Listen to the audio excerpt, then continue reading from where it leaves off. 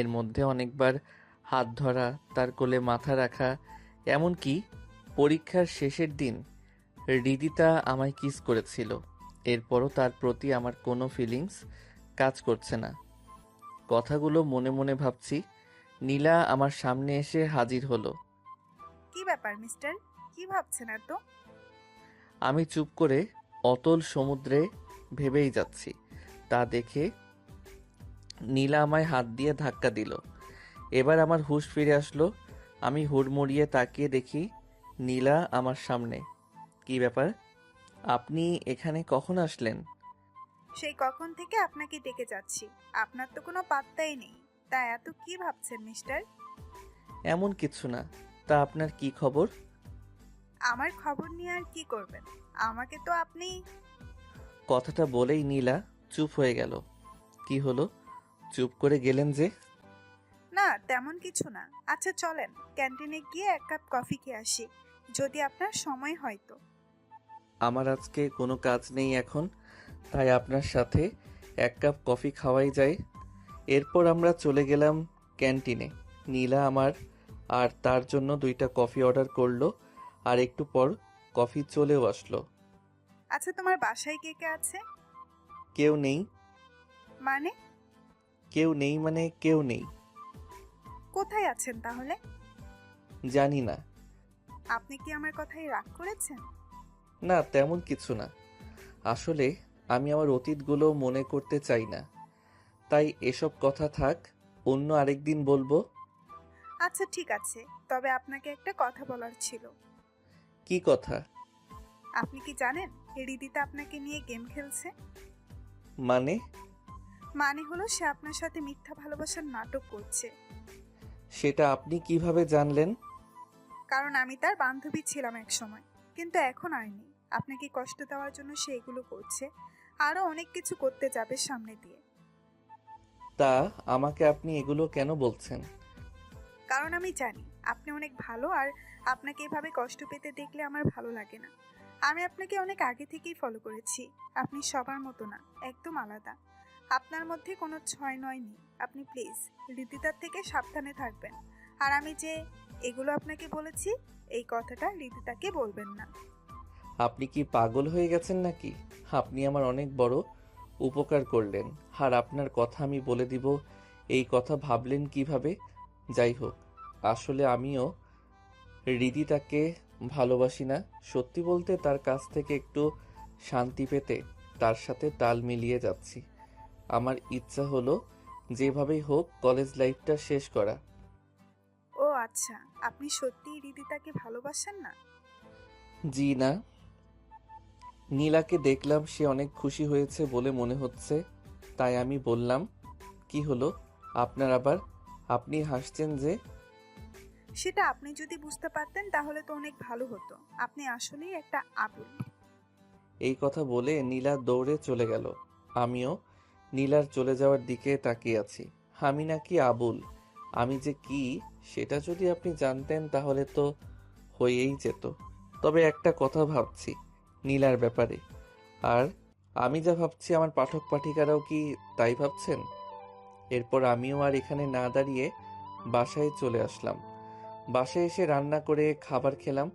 College কয়েকদিনের জন্য ছুটি দিয়েছে পরীক্ষার জন্য, তাই এই কয়েকদিন একটু ভালোভাবে নিজেকে মানিয়ে নিতে হবে। শুয়ে শুয়ে এগুলো ভাবছি। যখনই ঘুম চলে আসবে ঠিক তখন মোবাইলটা বেজে উঠল। এই সময়ে আবার কে ফোন দিল?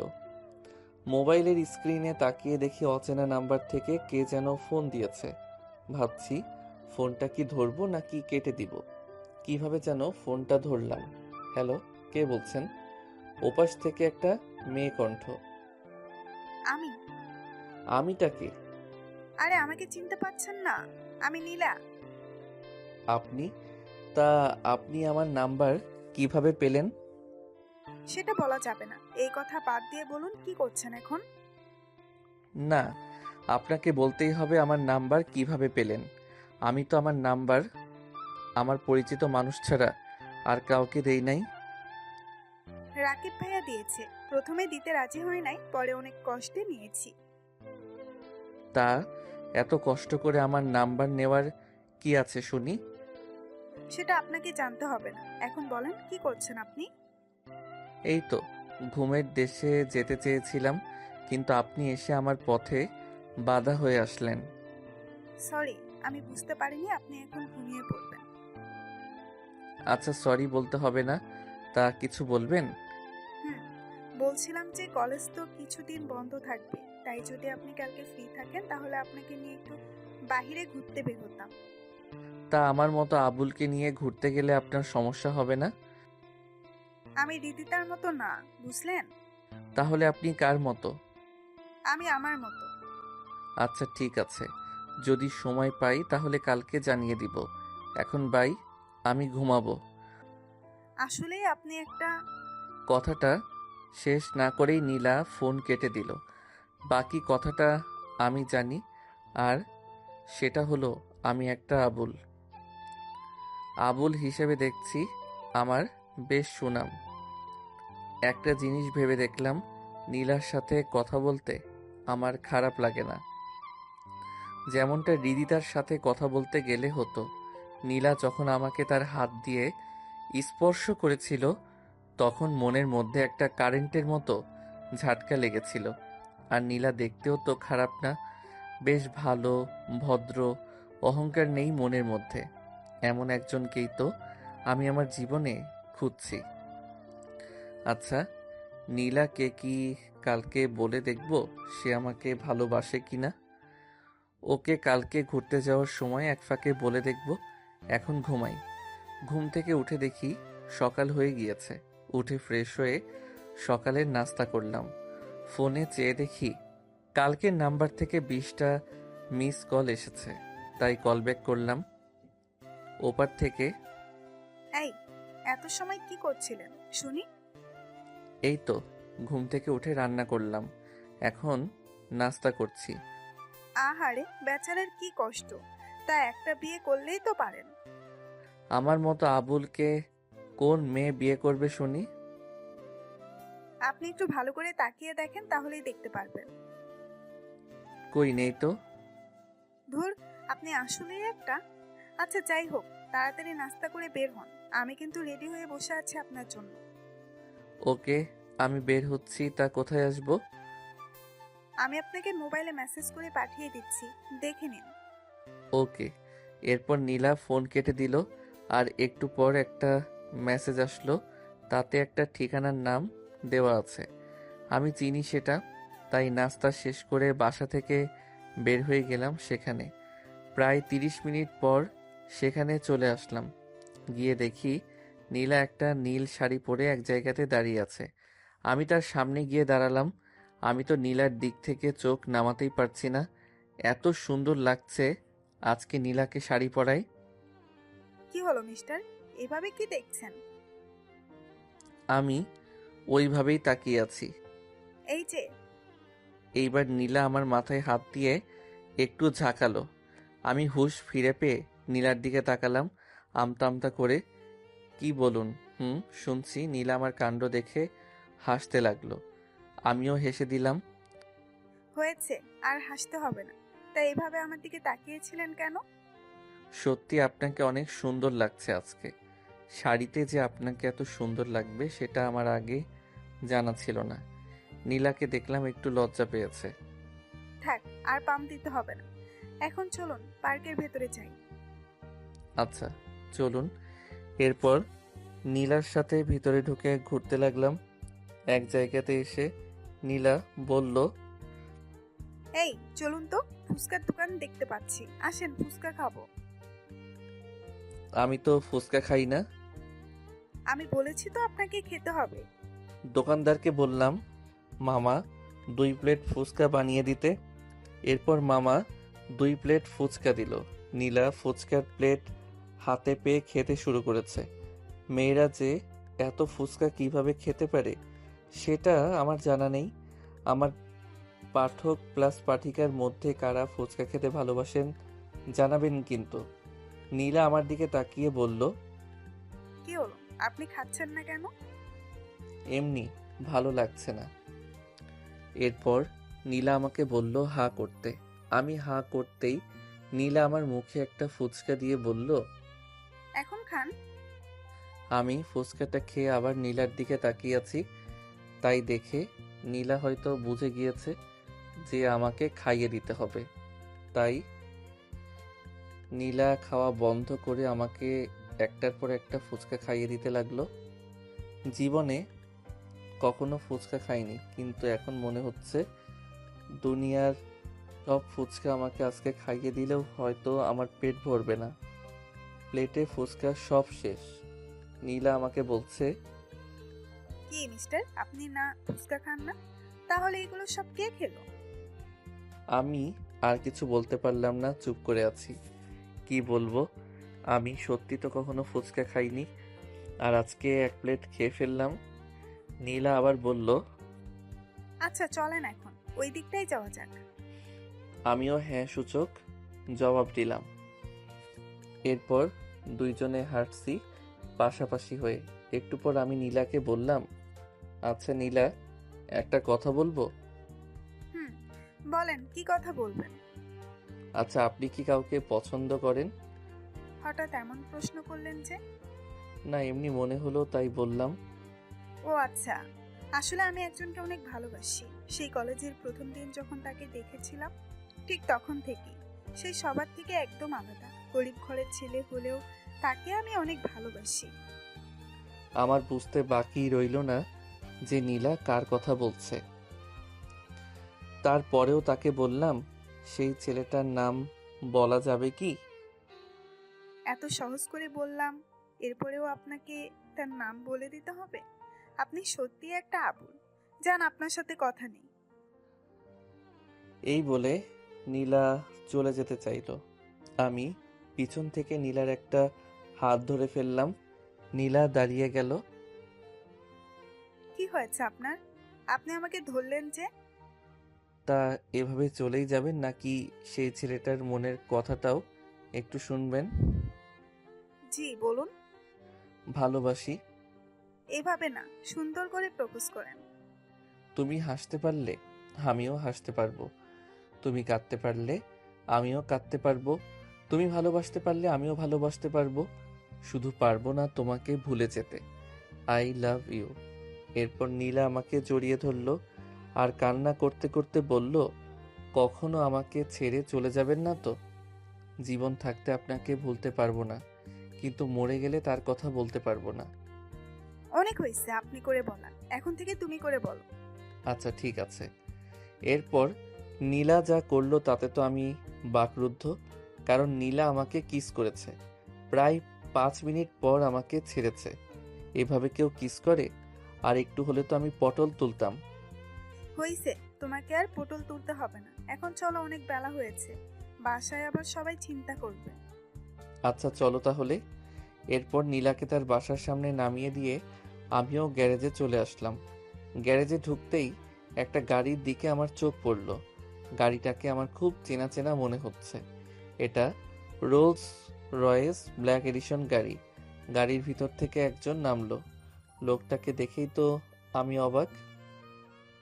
লোকটি আর কেউ নয়, তিনি আমার বাবা। বাবাকে দেখে আমি অবাক হয়ে গেলাম। বাবা এখানে কিভাবে আসলো? আমার খবর কিভাবে পেল? কথাগুলো মনের মধ্যে ঘুরপাক খাচ্ছে। একটু পর বাবা আমার সামনে আসলো। কিরে যাই, তুই এখানে? জি, আমি এখানে কাজ করি।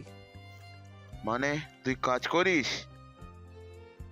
হ্যাঁ, এতে অবাক হওয়ার কি আছে? আমার তো বিশ্বাসই হচ্ছে না আমার ছেলে কাজ করে। দেখেন, আমি আপনার সাথে কোনো প্রকার কথার মধ্যে জড়াতে চাই না। আপনি এখানে কেন আসলেন সেটা বললে খুশি হতাম। আমি রাস্তা দিয়ে যাওয়ার সময় আমার গাড়ির টায়ার কিছুতে লেগে লিক হয়ে গেছে, তাই এই গ্যারেজে আসলাম। এখানে এসে তোকে এভাবে সামনে দেখতে পারবো এখনো সেটা ভাবতেই পারিনি। ওকে, আপনি একটু ভিতরে গিয়ে বসুন, আমি ঠিক করে দিচ্ছি। রাশেদ চৌধুরী তার ছেলের কাজ করা দেখছেন আর ভাবছেন এটাই কি তার ছেলে সেই জাহিদ, যে জাহিদকে তিনি চিনত, নাকি ভুল দেখছে? কথাগুলো ভাবতে ভাবতে দেখেন ওনার সামনে জাহিদ দাঁড়িয়ে আছে। এই যে নিন, আপনার গাড়ি ঠিক হয়ে গিয়েছে। জাহিদ বাবা, তুই আর এভাবে থাকিস না, চল বাসায়।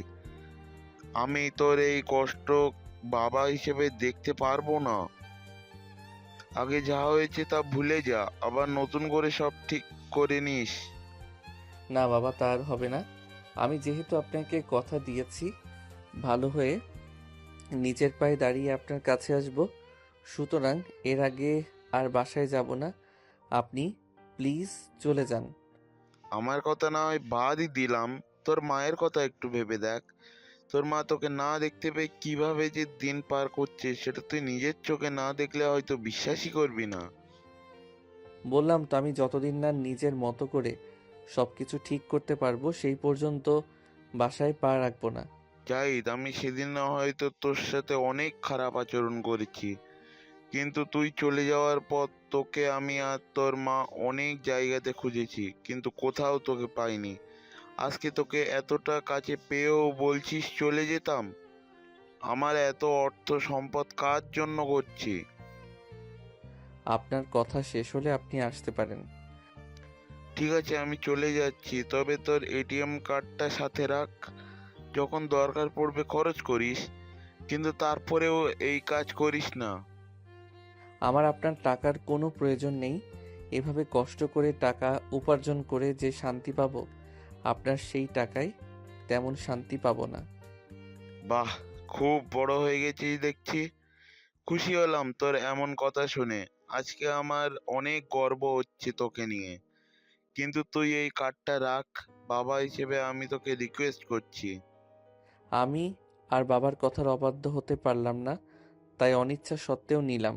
এরপর বাবা আমাকে বলল, ভালো থাকিস, আর কোনো সমস্যা হলে আমাকে বলিস। আর তোর মার কথা যদি একটু মনে পড়ে তাহলে বাসায় এসে দেখা করে যাস। এই বলে বাবা চলে গেলেন। আমি বাবার চলে যাওয়ার দিকে তাকিয়ে আছি। ঠিক তখনই দেখলাম আমার সামনে অনিক আর রাকিব দাঁড়িয়ে আছে। কি রে, তোরা এখানে কখন আসলি? এই তো, তোর বাবা চলে যাওয়ার অনেক আগে। মানে তোরা সব শুনে ফেলেছিস? আমরা সবই শুনেছি। এখন বল, তুই আমাদের কেন এতদিন তোর আসল পরিচয় গোপন করেছিস? তোর বাবাকে তো আমরা চিনি, যে কে কোম্পানি তো তোদেরই। তুই এত বড় কোটিপতির ছেলে হয়ে এইভাবে নিজেকে গোপন করে রাখার কারণ কি বলতো? যেহেতু তোরা আমার কথা জেনে গিয়েছিস, তাহলে তোদেরকে আমার অতীতটাকে জানিয়ে দেই। তাহলে শোন, পাঠক প্লাস পাঠিকারা আপনারাও চলেন জাহিদ চৌধুরীর অতীত সম্পর্কে জেনে আসি। ফ্ল্যাশব্যাক। আমি ছিলাম কোটিপতি বাবা মায়ের একমাত্র সন্তান। আমাদের তো আর কোনো কিছুর কমতি নেই, তাই আমার যখন যা মন চাইতো তাই করতাম। আমি আগে যে কলেজে ছিলাম সেই কলেজের সবাই আমাকে ভয় পেত, কারণ আমার রাগ অনেক বেশি। কোনো একটা ছোটোখাটো জিনিস কোনো একটা ছোটোখাটো জিনিসকেও আমি ছাড় দিতাম না। ঝগড়া ছিল আমার প্রতিদিনের সঙ্গী। নেশা প্লাস জুয়া খেলা প্লাস নাইট ক্লাবে যাওয়া, এগুলো ছিল আমার প্রতিদিনের কাজ। আমার সাথে সবসময় 20-30 জন পোলাপাইন থাকতো। আমি এক গাড়ি 1 সপ্তাহের বেশি ব্যবহার করতাম না। আমার সব থেকে বেশি যত্ন নিতাম আমার চুলের। কত টাকা খরচ করেছি আমার চুলের স্টাইলের জন্য তার শেষ নেই। জিম করে নিজেকে সবার থেকে আলাদা করার জন্য সব সময় প্রাধান্য দিতাম। আর নিজের পছন্দের নামি দামি সব ব্র্যান্ডের জামা কাপড় আর জুতার তো কোনো কমতিই ছিল না। প্রতিদিন আমার এসব কর্মকাণ্ড বাবার কানে যেত, কিন্তু বাবা কাজে ব্যস্ত থাকায় আমাকে তেমন একটা বলার সময় পেত না। এভাবে একদিন নাইট ক্লাব থেকে ড্রিঙ্ক করে বাসায় গেলাম, আর কলিং বেল চাপতেই দরজার সামনে বাবাকে দেখতে পেলাম। আমার তখন হুঁশ তেমন একটা ছিল না, নেশার ঘরে ছিলাম। আমি জানতাম বাবা দেশের বাহিরে আছে, কিন্তু আজকে যে বাসায় থাকবে তা আমার জানা ছিল না। বাবা এগুলো একদম পছন্দ করতেন না, তাই আমার এমন অবস্থা দেখে আমাকে 2-3টা চড় দিলেন।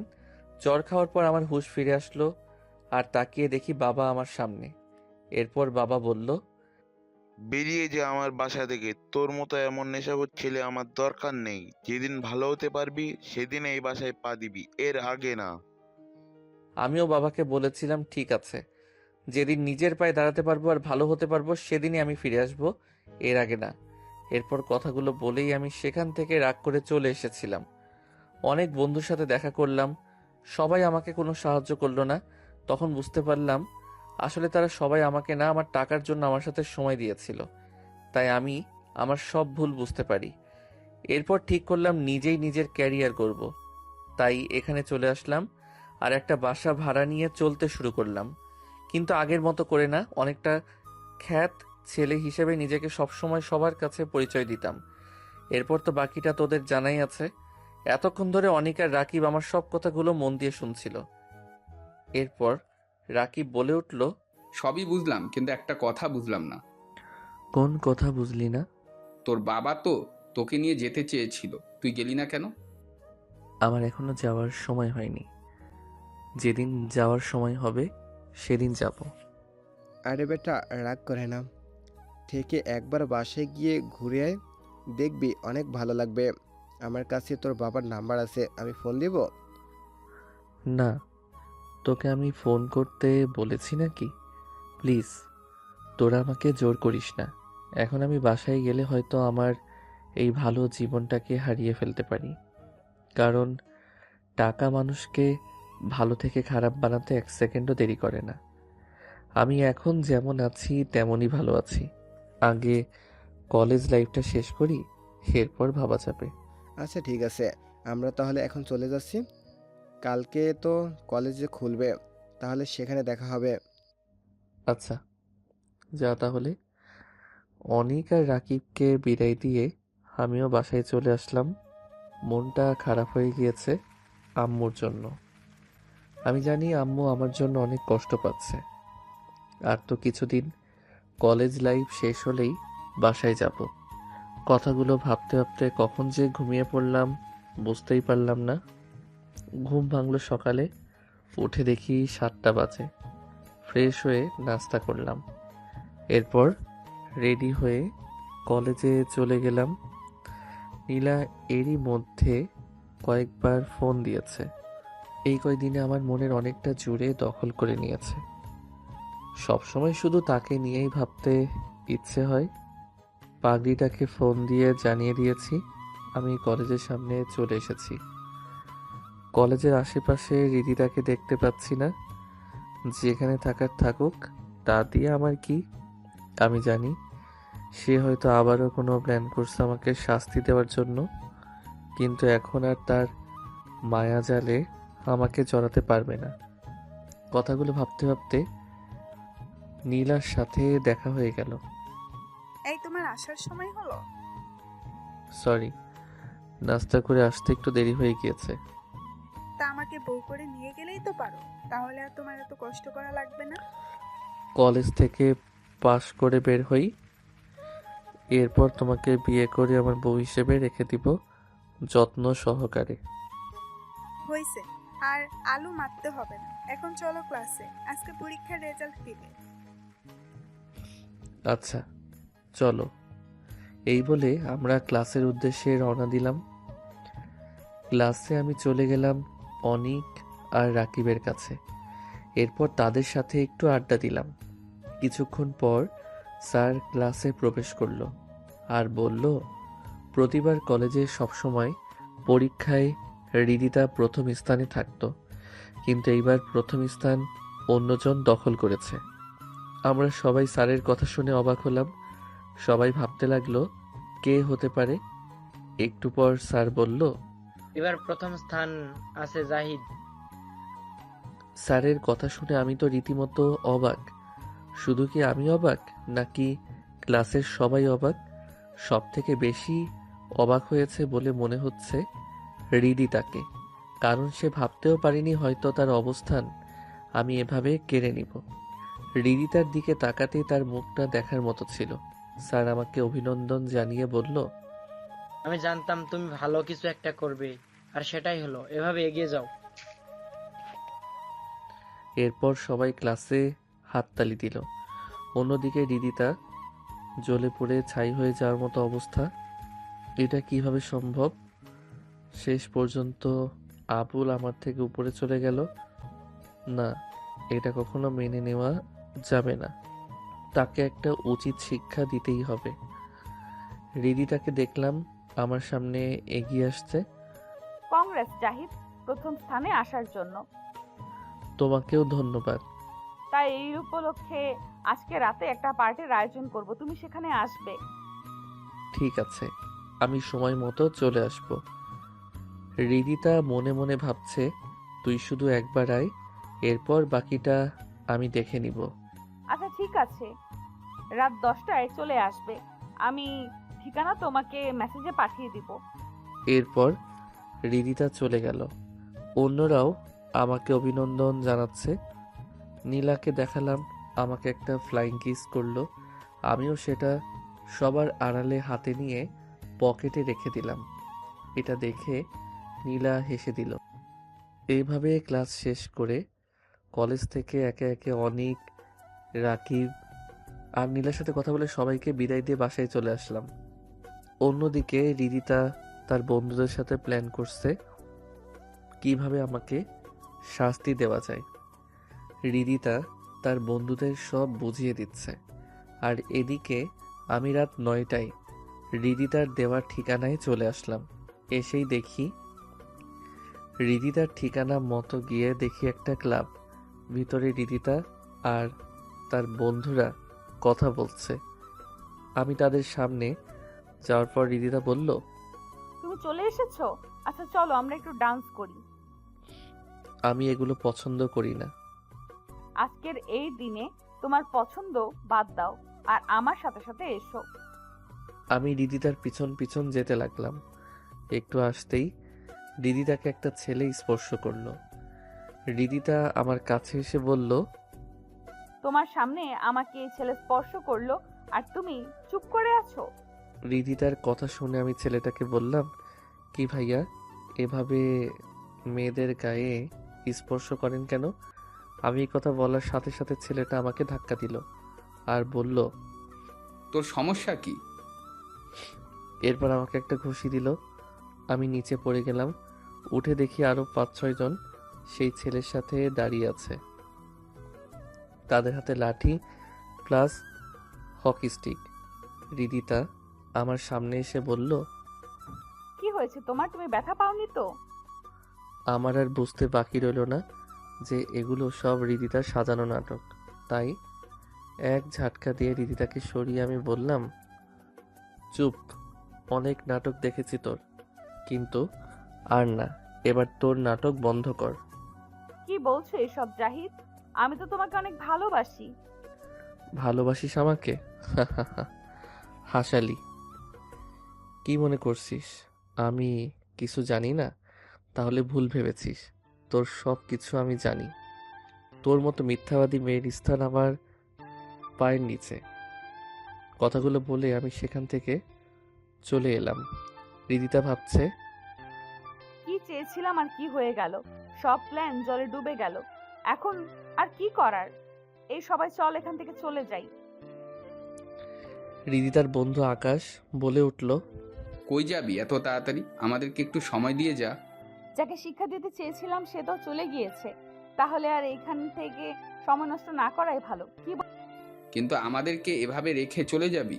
আমাদেরও তো কিছু চাওয়া পাওয়া আছে তোর কাছে। বলতে চাস তুই? বলতে চাই, আমাদের সাথে একটা রাত সময় দিলেই তো হবে। মানে কি বলছিস তুই আকাশ এসব? যা শুনেছিস ঠিকই শুনেছিস। আমরা অত কষ্ট করলাম তোর জন্য, এত রাতে সব কাজ ফেলে আসলাম, এভাবেই কি ছেড়ে দিব? তোর সাথে বন্ধুত্ব করেছি শুধু তোর সাথে একটা রাত কাটানোর জন্য। এর আগে তোর সাথে একটা রাত কাটাতে চেয়েছিলাম, কিন্তু মাঝখান থেকে ওই শালা আবুল এসে আমাদের সব প্ল্যান মাটি করে দিয়েছে, তোকে বাঁচিয়ে নিয়ে গেছে তারপর। কিন্তু আজকে তো তোকে এভাবে এই নির্জন জায়গাতে একা পেয়ে আমরা কিভাবে তোকে ছেড়ে দিই বল? এখন তো তোকে আবুলও রেখে চলে গিয়েছে। আজকে সারা রাত তোকে নিয়ে আমরা মজ মস্তি করব। হৃদিতা তো আকাশের কথা শুনে পুরাই অবাক। এ কি শুনছে সে? যাকে এতদিন সে অত্যাচার করেছিল, সেই ছেলে তাকে একদিন বাঁচিয়েছিল, আর আমার বন্ধুর নামে যারা এতদিন আমার সাথে ছিল তারা আজকে এক একটা হায়নার দল হয়ে আছে আমাকে ছিঁড়ে খাওয়ার জন্য। এসবই আমার পাপের শাস্তি। আসলে আমার সাথে এমনটাই হওয়াটা স্বাভাবিক। এত রাতে আমার চিৎকারও কেউ শুনবে না। একজনকে শিক্ষা দিতে এসে আজকে আমি নিজেই শিক্ষা পেতে যাচ্ছি। কথাগুলো মনে করছি আর নিজের অজান্তে চোখ দিয়ে পানি বের হচ্ছে। এখন আর কেঁদে কি লাভ হবে? এদের সাথে তো আমি একা একটা মেয়ে হয়ে পারবো না। তাই নিজেকে ওদের কাছে বিলিয়ে দেওয়া ছাড়া আমার আর কোনো রাস্তা খোলা নেই। অন্যদিকে আমি মনে মনে ভাবছি, আচ্ছা রিদিতাকে কি এভাবে ওখানে রেখে আসাটা আমার উচিত হয়েছে? আমি তো জানি ওর বন্ধুরা ভালো না, আর এমনিতেই রাত অনেক। একবার কি গিয়ে দেখে আসবো? যাই, গিয়ে দেখে আসি। আমি আবার সেখানে যেতে লাগলাম। গিয়ে দেখি রিদিতার জামা আকাশ টান দিয়ে বের করতে চাইলো, আর রিদিতা চোখ বন্ধ করে কান্না করছে। এটা দেখে আমি আর ঠিক থাকতে পারলাম না। সোজা আকাশের সামনে গিয়ে তাকে দিলাম একটা ঘুষি। আমার ঘুষি খেয়ে সে মাটিতে পড়ে গড়াগড়ি করতে লাগলো। মুখে হাত দিতে দেখে রক্ত বের হচ্ছে। এরপর সবাই আমার দিকে তাকালো। রিদিতা তো আমাকে দেখে তো মনে হলো অবাক হয়েছে যে আমি আবার ফিরে এসেছি। এরপর আকাশের বাকি ৬-৭টা বন্ধু আমার সামনে এসে দাঁড়ালো। সবার হাতে লাঠি আর হকি স্টিক। একজন একটা হকি স্টিক নিয়ে আমাকে তেড়ে আসলো বাড়ি মারার জন্য। আমি একটু সরে গিয়ে তার হাত থেকে হকি স্টিকটা হাতে নিয়ে দিলাম একটা বাড়ি। আমার বাড়ি দেওয়ার সাথে সাথেই ছেলেটা মাটিতে পড়ে গেল। পিছন থেকে একজন আমার জামা ধরে টান দিল। এতে করে আমার জামাটা খুলে যাওয়াতে আমার খালি শরীরটা সবাই দেখতে পেল। আমার এমন শরীর দেখে তো এক একজনের চোখ ছানা পড়া। আমি একে একে সবগুলোকে মারলাম। সবাই আমার মার খেয়ে নিচে পড়ে আছে। আমার চোখ থেকে চশমাটা পড়ে গিয়েছে। মারামারি করার সময় আর চুলগুলো স্বাভাবিক অবস্থায় নেই। আমার আগের অবস্থায় আছে চুলগুলো। আমার শরীর দেখে তো রিদিতা হা হয়ে তাকিয়ে আছে আমার দিকে। আমি রিদিতার দিকে দাঁড়িয়ে বললাম, এইবার চলুন, আপনাকে আপনার বাসায় নামিয়ে দিয়ে আসি। রিদিতা কোনো কথা বলছে না, শুধু আমার দিকে চেয়ে আছে। তাই আমি আবারও বললাম, এই যে চলেন। এইবার রিদিতা আমার কথা মনে হয় শুনতে পেয়েছে, তাই বলল, কে আপনি? আর আপনি তো আবুল না। আমার সামনে যে দাঁড়িয়ে আছে সে আর যাই হোক আবুল হতে পারে না।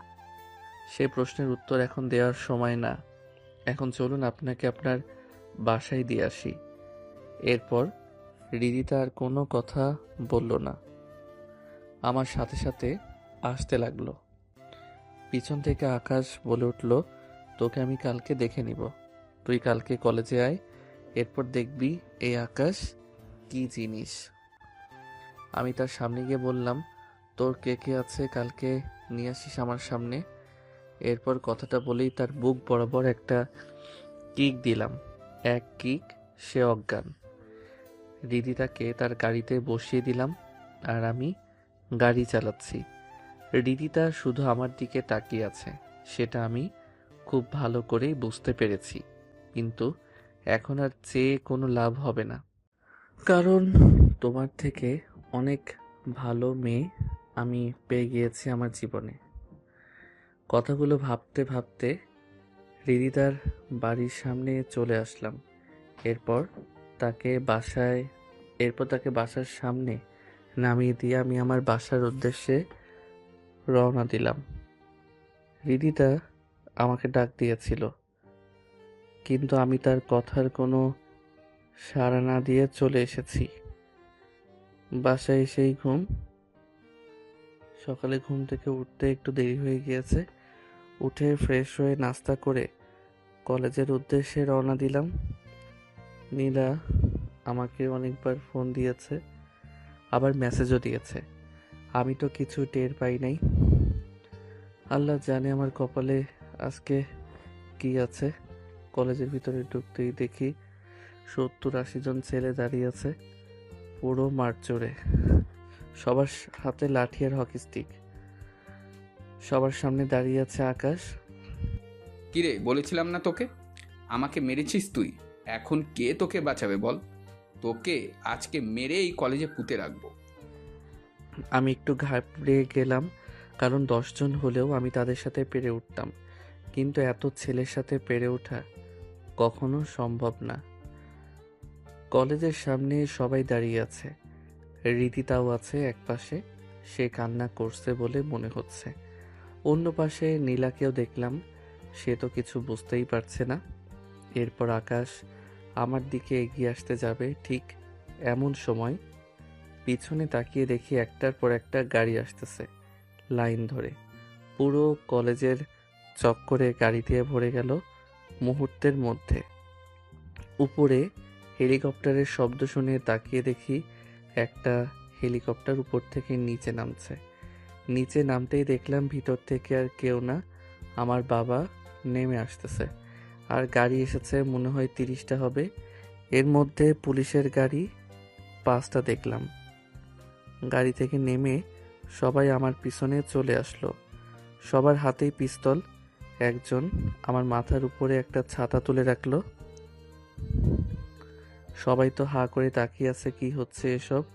আর আমার মতো খ্যাত ছেলের পিছনে বডিগার্ডের মতো পিস্তল নিয়ে কেন সবাই দাঁড়িয়ে আছে, কেউ কিছু বুঝে উঠতে পারছে না।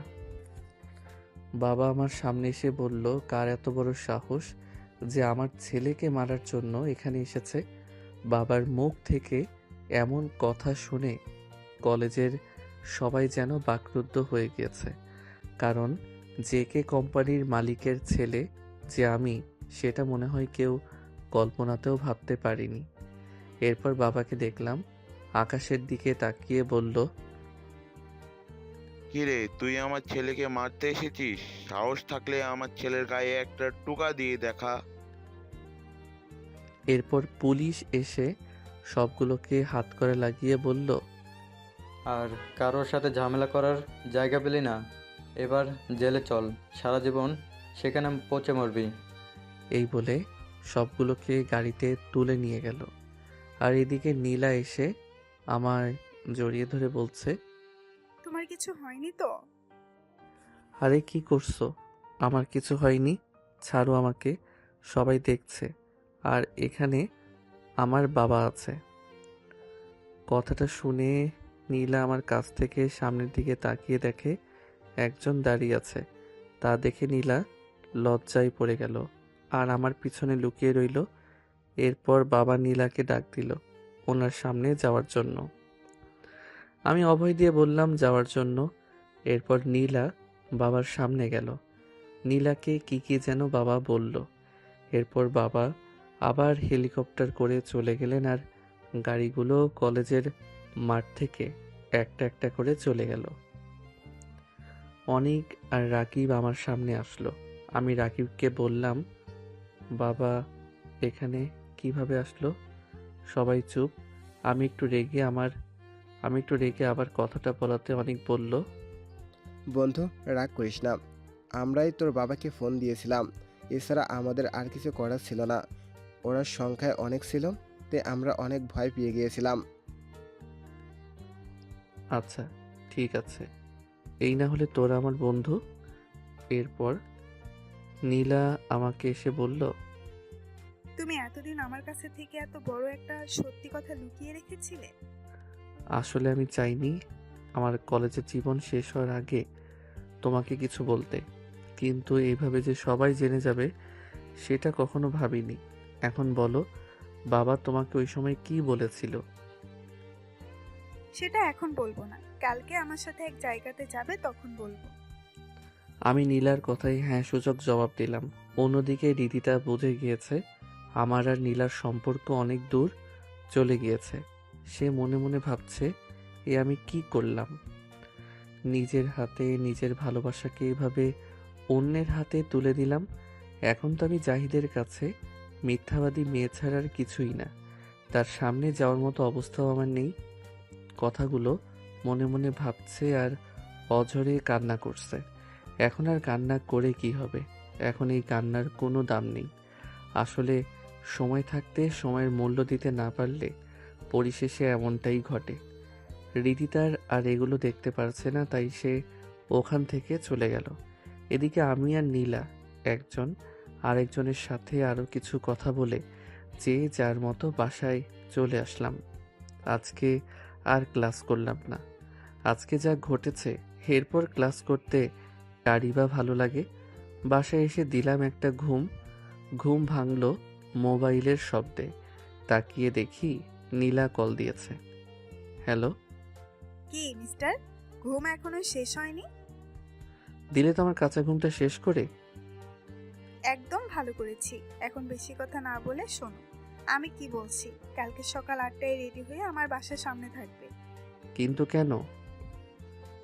তোমাকে যা বলেছি তাই করো। এত কথা কেন বলছো তুমি?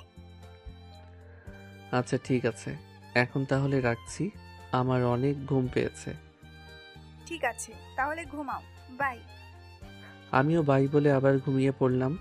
এরপর সকালবেলা ঘুম থেকে উঠে ফ্রেশ হয়ে নাস্তা করে বের হলাম নীলাদের বাসার উদ্দেশ্যে। নীলাদের বাসায় এসে নীলাকে একটা কল দিলাম। একটু পর নীলা একটা নীল শাড়ি পরে আমার সামনে আসতে লাগলো। পার্কে দেখা করার দিনের মতো আজকেও নীলাকে নীল শাড়িতে অনেক সুন্দর লাগছে। নীলা বলল, এখন চলো। আমরা যাবোটা কোথায়? আমি যেখানে যেতে বলবো সেখানে যাবে। এরপর নীলা তাদের গাড়িতে ঢুকলো আর আমাকেও ভিতরে আসতে বলল। আমি আর কিছু না বলে গাড়ির ভিতরে গিয়ে নীলার সাথে বসে পড়লাম। নীলা মনে হয় গাড়ির ড্রাইভারকে আগেই কোথায় যেতে হবে সেটা বলে দিয়েছিল, তাই ড্রাইভার কিছু না বলে গাড়ি চালাতে লাগলো। আমি একটু পর পর নীলার দিকে তাকাচ্ছি, তাই দেখে নীলা বলল, তোমাকে দেখছি, আজকে তোমাকে অনেক সুন্দর লাগছে। আমার কথা শুনে নীলা আমার বুকে লজ্জায় লুকিয়ে পড়ল। আমিও আর কিছু না বলে পাগলিটাকে জড়িয়ে ধরলাম। এই পাগলিটাকে যে আমি অনেক ভালোবাসি। নীলাকে ছাড়া আমি আর অন্য কিছু ভাবতেই পারি না। ভালোবাসাগুলো হয়তো এমনই, প্রিয় মানুষকে মন থেকে ভালোবাসলে তাকে ছাড়া আর অন্য কিছু মাথায় ঢুকে না। কথাগুলো ভাবতে ভাবতে হঠাৎ বাহিরে চোখ যেতেই তাকিয়ে দেখলাম আমার খুব পরিচিত একটা জায়গাতে গাড়িটা যাচ্ছে। এই সেই জায়গা যার বাঁধন থেকে একসময় আমি সবকিছু ছেড়ে চলে গিয়েছিলাম। কিন্তু এখানে কেন নীলা আমাকে নিয়ে আসলো? আর একটু যেতেই আমাদের বিশাল বাড়ির গেটের সামনে আসলো। এটা দেখে আমি নীলাকে বললাম, নীলা, আমরা এখানে কেন এসেছি? এমনি এসেছি। না, আমি সেখানে যাব না। চলো আমরা ফিরে যাই। প্লিজ জাহিদ, এমন পাগলামি করো না। আমি আঙ্কেলকে কথা দিয়েছি, তোমাকে আমি তোমাদের বাসায় নিয়ে আসবো। আর আমি যদি তোমাকে তাদের সামনে নিয়ে যেতে পারি তাহলে তারা আমাকে বউ হিসাবে মেনে নেবেন। বাহ নীলা, বাহ! তুমি বউ হবার লোভের জন্য আমাকে বাসায় নিয়ে যাচ্ছ? জাহিদ, তুমি আমাকে ভুল বুঝছো। আমি চাই তুমি আবার তোমার পরিবারের কাছে ফিরে আসো। আগে যা হয়েছে সেগুলো ভুলে যাও। তুমি আমাকে ভালোবাসো নাকি আমার বাবার অর্থ সম্পদকে ভালোবাসো, কোনটা? আমি তোমাকে ভালোবাসি, আর এই জন্য আমি তোমাকে তোমার পরিবারের কাছে নিয়ে যাচ্ছি। প্লিজ জাহিদ, আমাকে তাদের সামনে ছোট করো না। আমি অনেক আশা নিয়ে আঙ্কেলকে কথা দিয়েছি যে তোমাকে আমি তোমাদের বাসায় নিয়ে যাব। এই বলে নীলা কান্না করতে শুরু করলো। নীলার কান্না আমি আবার সইতে পারি না, তাই আমি বললাম, আচ্ছা ঠিক আছে, শুধু বাড়ির ভিতরে গিয়ে আবার চলে আসবো। শুধুমাত্র তোমার কথা রাখার জন্য যাচ্ছি। এরপর সেখানে গিয়ে এক মুহূর্ত দেরি করব না। এইবার নীলা আমার কথা শুনে চোখের পানি মুছে আমার হাত ধরে গাড়ি থেকে নেমে গেটের ভিতরে ঢুকতে লাগলো। গেটের ভিতরে ঢুকতে গিয়ে আরেক বিপত্তি। গেটের দারোয়ান আমাদের ভিতরে যেতে দিবে না, কারণ আমরা অপরিচিত। আপনারা কারা আর ভেতরে কেন ঢুকতে চাচ্ছেন? বিনা অনুমতিতে ভেতরে যাওয়া যাবে না। আপনি কার সামনে দাঁড়িয়ে কথা বলছেন জানেন? আপনার এমন কথার জন্য তো আপনার চাকরি চলে যাবে। নীলা আমাকে দেখিয়ে দারোয়ানকে বলল। এই কে, আপনি চিনেন? দারোয়ান নাসূচক জবাব দিয়ে বলল, কই না তো, আমি ওনাকে চিনি না। আমিও দারোয়ানকে চিনি না, মনে হয় নতুন এসেছে, তাই হয়তো আমাকে চিনেনি। উনি হচ্ছেন জাহিদ চৌধুরী, আপনাদের মালিকের ছেলে। দারোয়ান নীলার কথা শুনে ভয় পেয়ে গিয়েছে মনে হলো। এক দৌড় দিয়ে গেট খুলে দিয়ে আমার পায়ে পড়ে আমাকে বলতে লাগলো, ছোট সাহেব, আমাকে ক্ষমা করে দিন। আমি আসলে আপনাকে চিনতে পারিনি। আমাকে চাকরি থেকে দয়া করে বের করে দিবেন না। আরে কি করছেন? উঠুন বলছি। আপনি আপনার জায়গা থেকে ঠিক কাজই করেছেন। আপনি একজন সৎ, আদর্শবান হিসেবে নিজের কাজকে সম্মান দিয়েছেন। আমি আপনার এমন কাজ দেখে অনেক খুশি হয়েছি। এরপর সেখান থেকে সামনের দিকে হাঁটতে লাগলাম। সেই চিরচেনা জায়গা। গেট থেকে বাড়ির দরজায় হেঁটে আসতে লাগে 2 মিনিট। নীলা তো এত বড় প্রাসাদের মতো বাড়ি দেখে অবাক হয়ে এদিকে ওদিকে তাকাচ্ছে। এরপর আমরা দরজার সামনে এসে দাঁড়ালাম। দরজায় কলিং বেল চাপতেই ভিতর থেকে আম্মু দরজা খুলে দিল। এরপর আমাকে দেখে আমাকে জড়িয়ে ধরে হাউমাউ করে কান্না করতে লাগলো। বাবাকে দেখলাম, মনে হয় অফিসের কাজের জন্য বের হবেন, কিন্তু আমাকে দেখে বাবাও আমার কাছে ছুটে আসলেন। আমি আম্মুকে আমার কাছ থেকে সরিয়ে নীলাকে বললাম, এইবার চলো। তোমার কথা মতো আমি বাসায় এসেছি, এখন আর এক মুহূর্তও নয়। আম্মু আর বাবা তো আমার কথা শুনে অবাক হয়ে গেছেন। তারা মনে করেছেন আমি সব ভুলে গিয়ে আবার বাসায় চলে এসেছি, কিন্তু তারা তা ভুল ভেবেছে। জাহিদ, কি বলছো এগুলো? ওনারা তোমার মা বাবা, কিভাবে পারবে তুমি ওনাদের ছেড়ে চলে যেতে? দেখো নীলা, তোমার কথায় আমি এখানে এসেছি, কিন্তু আমার এই বাসায় থাকতে একদম ইচ্ছে করছে না। তাই তুমি চলো আমার সাথে। না, আমি যাব না। তুমি প্লিজ তোমার মা বাবাকে আর কষ্ট দিও না। ওনারা তোমাকে ছেড়ে অনেক কষ্টে আছে। এখন যদি তুমি চলে যাও তাহলে তোমার মা আবার অসুস্থ হয়ে পড়বেন। নীলা, তুমি আমার সাথে যাবে কি না? যদি তুমি আমাকে সত্যিই ভালোবেসে থাকো তাহলে তুমি তোমার মা বাবার কাছে যাও আর তাদের সাথে কথা বলো। আর যদি চলে যাও তাহলে মনে করব তুমি আমাকে কখনো ভালোই বাসোনি। আমি নীলার কথা শুনে কিছু না বলে পিছনে ফিরে বাহিরে চলে আসতে লাগলাম, কিন্তু নীলার কান্নার শব্দ আমার কানে আসতে লাগলো। আমি তো নীলার কান্না একদম সইতে পারি না, আর নীলাকে ছাড়া আমি তো একা চলতেও পারবো না। পাগড়িটা আমাকে এরকম একটা পরিস্থিতিতে ফেলে দিবে ভাবতেও পারিনি। আম্মুর তো কোনো দোষ নেই। এখন আমার কি করা দরকার? আম্মুর কাছে যাব? আর কিছু না ভেবে সোজা আম্মুকে জড়িয়ে ধরলাম। এরপর বাবাকেও ইশারা দিয়ে ডাক দিলাম। বাবাও আমাকে জড়িয়ে ধরল। এরপর নীলাকেও বাবার সামনে আসতে বলল। নীলা সামনে আসতেই বাবা বলল, তুমি পেরেছো মা, আমাদের রত্নকে আমাদের মাঝে ফিরিয়ে দিতে। আমি খুব শীঘ্রই তোমাদের বিয়ে দেওয়ার জন্য ব্যবস্থা করছি। আমি বাবাকে বললাম, বাবা, আমি এখন বিয়ে করব না। আগে আমার পড়ালেখা শেষ হবে, এরপর আমি বিয়ে করব। এরপর বাবা নীলাকে বলল, মা, এতে তোমার কোনো সমস্যা নেই তো? নীলা মাথা নেড়ে না বলল। এইভাবে আমার আগের জীবন ফিরে পেলাম, আর দেখতে দেখতে কলেজের জীবনও শেষ করে ফেলেছি। এই কয়েকটা বছরে কলেজে হৃদিতাকে দেখেছিলাম, সবসময় মন মরা হয়ে থাকতো। আমার সাথে অনেকবার কথা বলতে চেয়েছিল, কিন্তু আমি তার সাথে কখনো কথা না বলে এড়িয়ে চলতাম। এভাবে আমাদের বিয়েটাও হয়ে গেল। দুই পরিবারের সমন্বয়ে বিয়েটা হয়েছিল। আজকে আমাদের বিয়ের 2 বছর পূর্ণ হয়েছে। এই 2 বছরের প্রতিটি দিন নীলা আমাকে সবসময় এত যত্ন নিত, যেন আমার কাছে মনে হতো কালকে যেন আমরা নতুন বিয়ে করেছি। অনেক ভালোবাসা পেয়েছি নীলার কাছ থেকে। এখন আমি বাবার বিজনেস দেখাশোনা করি। নীলা একটু পরপর আমাকে কল করে জানতে চাইবে কি করি, ঠিক সময়ে খাবার খেয়েছি কিনা, আর কতক্ষণ লাগবে বাসায় আসতে। আমার নীলার এই পাগলামিগুলো অনেক ভালো লাগে। আজকে অফিসের একটা ফাইলে কাজ করার সময় হঠাৎ মোবাইলটা বেজে উঠল। চেয়ে দেখি বাবা কল দিয়েছে। আমি কলটা ধরে বাবাকে সালাম জানালাম। বাবা আমার সামালের উত্তর দিয়ে বললেন, আচ্ছা, তোর তো এখন কাজের চাপ অনেক বেড়ে গিয়েছে, তাই না? হুম, তা তো বেড়ে গিয়েছে বলতে কি, অনেকটাই চাপ। সেই জন্য তোর জন্য একটা পিএ নিয়োগ দিয়েছি। তুই তাকে তোর পিএ হিসেবে রেখে দে, তোর কাজের অনেক সাহায্য হবে।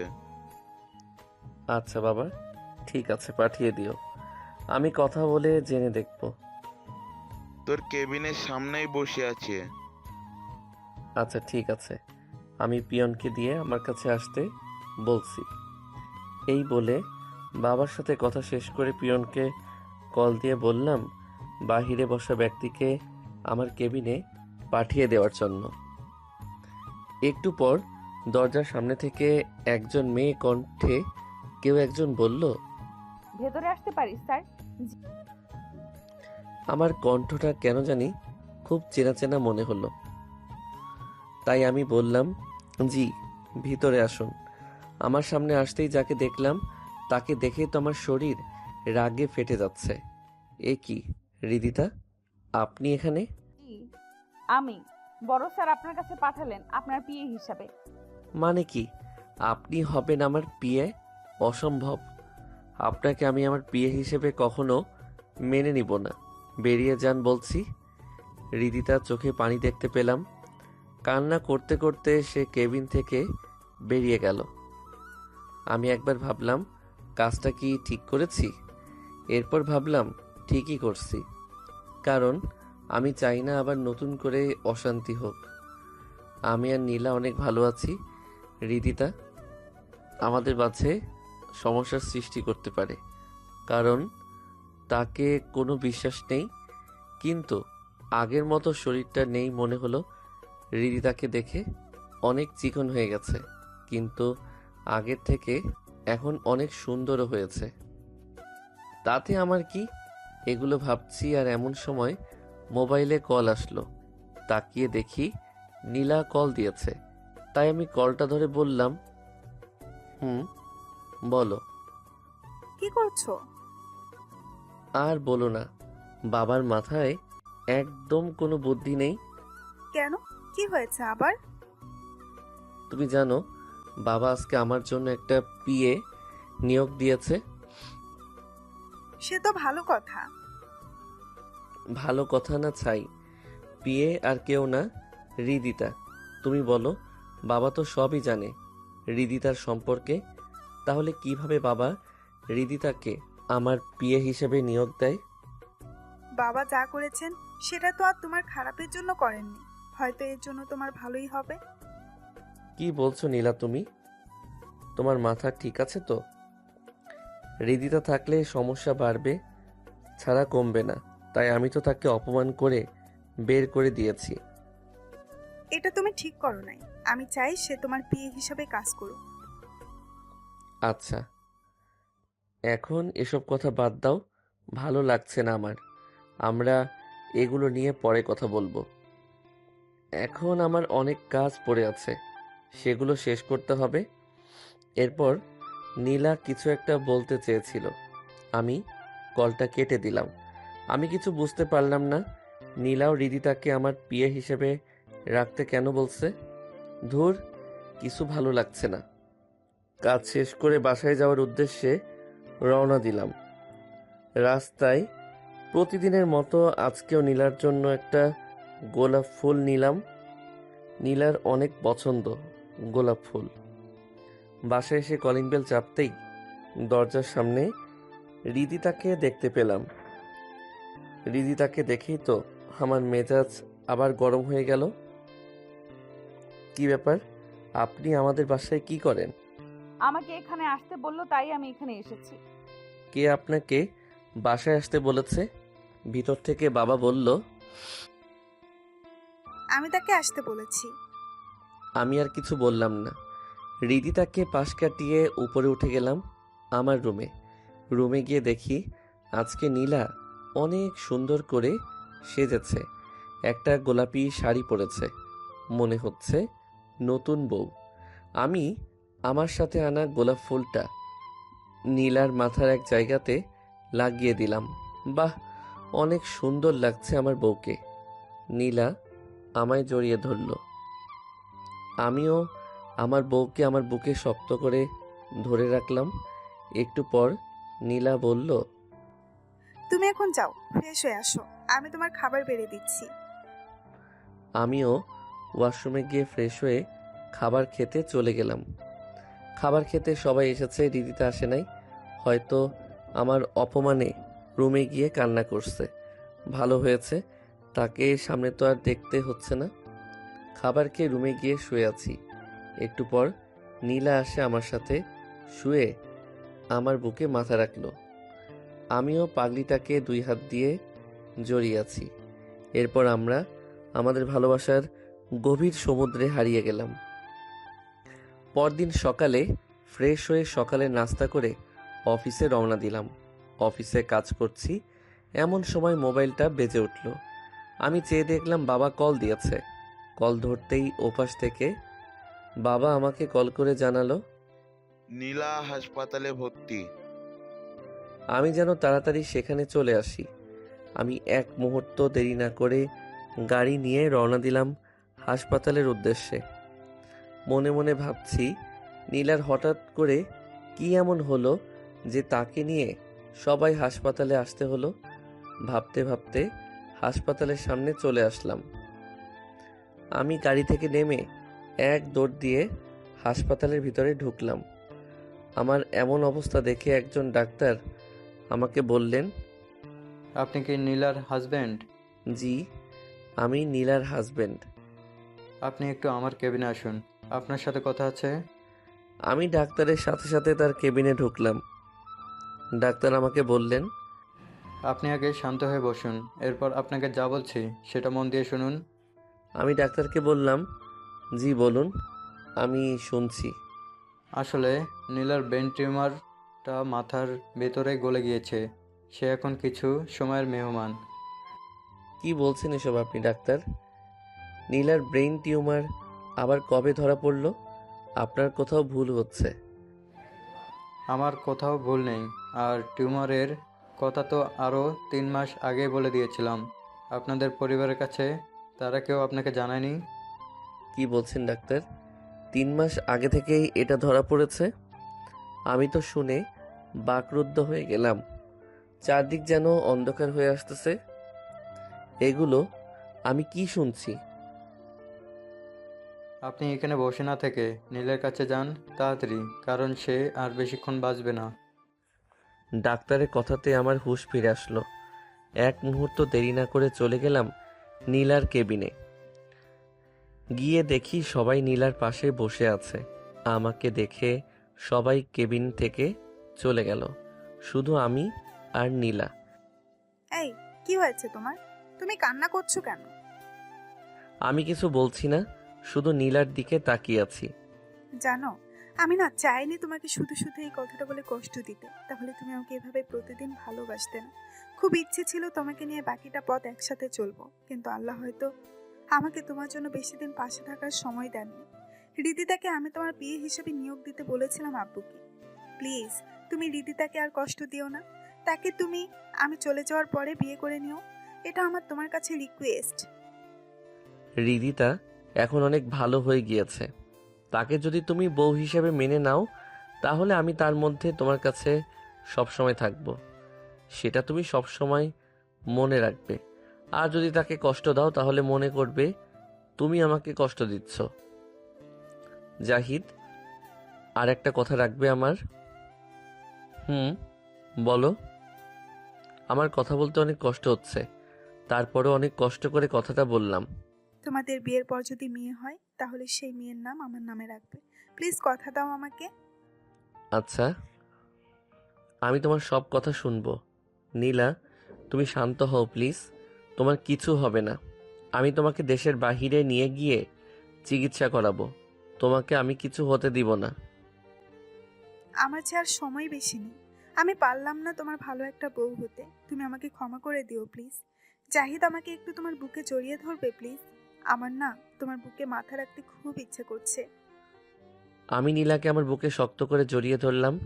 এরপর নীলা আমাকে বলতে লাগলো, জানো, আমার না খুব ইচ্ছে করতো এভাবে তোমার বুকে সব সময় থাকি। দুনিয়াতে তো আর পারলাম না, কিন্তু পরকালে আল্লাহর কাছে তোমাকে আবার চাইবো, যেন এইভাবে তোমার বুকে মাথা রাখতে পারি। আমি নীলার কথাগুলো শুনছি আর অঝরে কান্না করছি। কি বলবো নীলাকে? অনেকক্ষণ হয়ে গেল নীলার আর কোনো সাড়া শব্দ পাচ্ছি না। তাই আমি নীলাকে ডাকতে লাগলাম, নীলা, ওই নীলা। নীলা চুপ হয়ে আছে। আমার বুকে মাথাটা নীলা চুপ হয়ে আছে আমার বুকে মাথাটা রেখে। আমার বুকটা ছেদ করে উঠল। নীলা কথা বলছে না কেন?